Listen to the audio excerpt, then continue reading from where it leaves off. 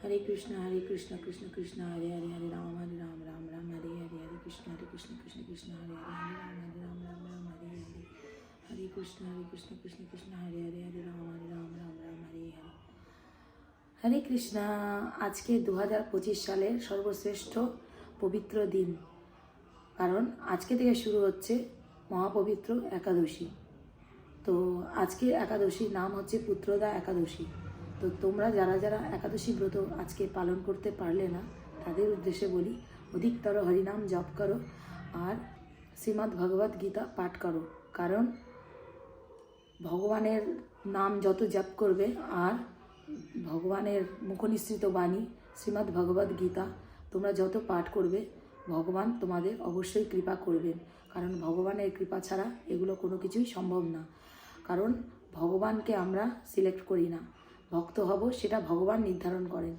তেমনি তোমাদের জন্য একটাই কথা আমার তরফ থেকে, সেটা হচ্ছে অবশ্যই নাম জপ করো, অধিকতর নাম জপ করো।